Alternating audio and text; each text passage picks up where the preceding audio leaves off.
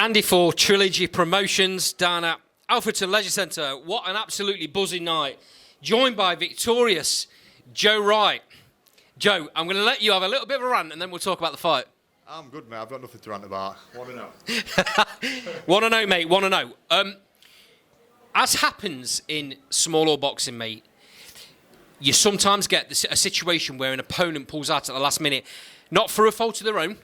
It was one of them. And Harry, I spoke to Harry before the show, and he was telling me about how he scrambled to find you an opponent. Now, not an ideal situation, because this kid came in 3.5 stone heavier than you. Yeah, like you said, it's not an ideal situation, but we're here to fight. And when you get offered or left with a situation where it's to fight or don't fight, sometimes you've got to test yourself and see what you're capable of. And I got offered to go up to heavyweight and fight someone 3.5 stone heavier, experienced lad, 8 fights already. And I've never backed down from anything. I wasn't going to start now, so yeah, we went for it and we got the win. You don't often find a debutant fighting that's fighting against somebody that doesn't have a losing record. His record is 3-3 with 2 draws. So he knows how to win. You just said off camera, you could hear his corner. They weren't coming to lay down. No, I mean, I heard some nasty comments made from his corner halfway through the fight about finishing me and leave him dead and all sorts, but I don't know whether that was his corner or the fans behind, but it was definitely him coming to win. And, like I said to you, I've never backed down from anything. I'm an ex-Royal Marines commando. I know what I'm capable of. I believed in my ability. And I just had to drum up that courage to get in there and box him, and we came out with the win. Not only debut, mate, important day for you as well. It is, mate. Yeah, it's June the 6th, D-Day. So I was looking forward to obviously representing the Royal Marines every fight that I have.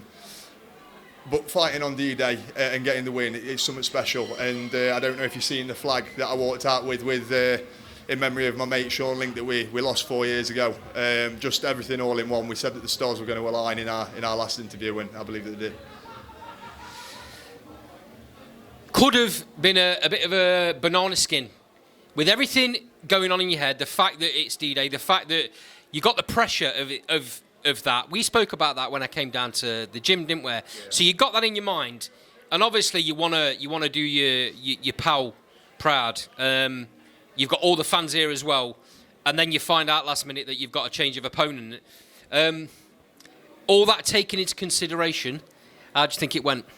Fucking hell. It were a debut to remember, let's put it that way, yeah.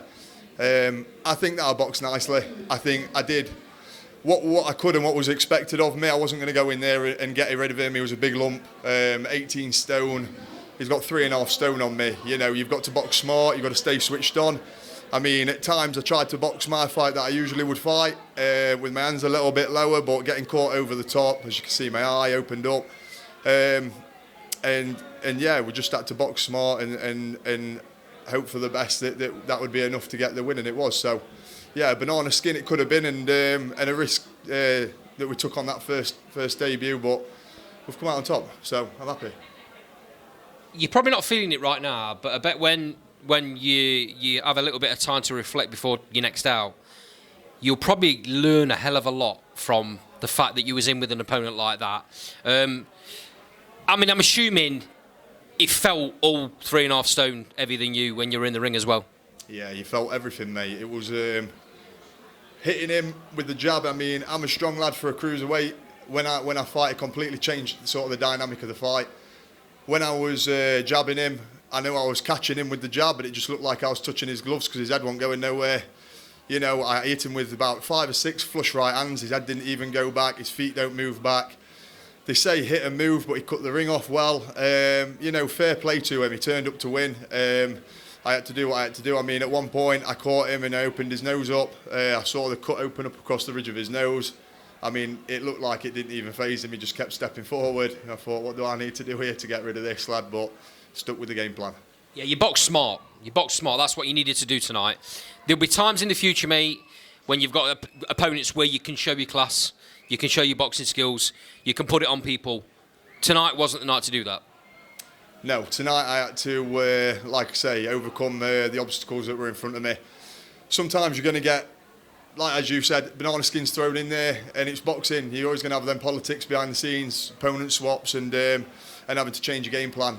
But we executed it the way that we could tonight. Sometimes you've just got to fight fire with fire, grab your balls and charge, mate. So, what it tells me is that your trainer Jay and your promotional team in Trilogy, and Harry and John, they have full belief in your abilities, because if they didn't think that you were capable of doing that against that fella tonight, they wouldn't have put you in there. No. Yeah, that's what they said to me when they rang me. They asked me if I wanted the fight.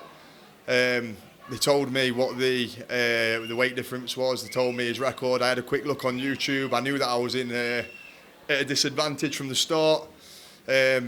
But like I said, I spoke to Jay, I spoke to Mike, Harry, John. They had their belief in me. They wouldn't put me in there with anyone unless they thought that I could win, or unless it was going to move me forward. And I knew it was going to be a challenge still. Like you said, it could have gone the other way. But yeah, with their belief and a little bit of a push my side, we've come out with the win.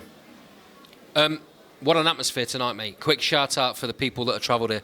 Yeah, I mean, that was something you dream of from a kid on it, wasn't it? I mean, 200 or some fans coming up to support me. They're all local friends and family. I've got to shout out my sponsors as well. Marriott Gold Trading, Wright Haulage, Click, Drivers Paddock. Let's get them in. Yeah, get all of these.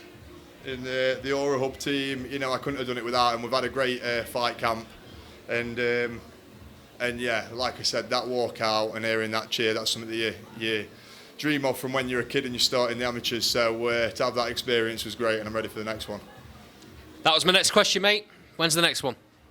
Hopefully September, mate. I mean, I'm ready after testing myself there.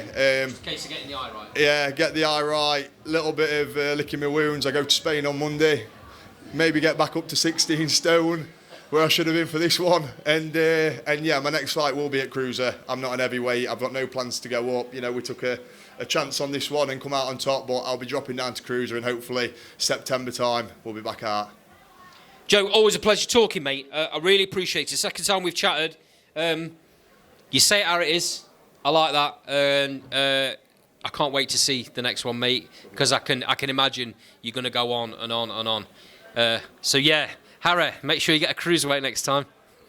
Cruiserweight. 14 stone 4 is cruiserweight, just to let you know, just to remind you, yeah? He'll love that. He'll love that. Thanks a lot, Joe. Really appreciate it, mate. Thank you, buddy. See you soon. Cheers.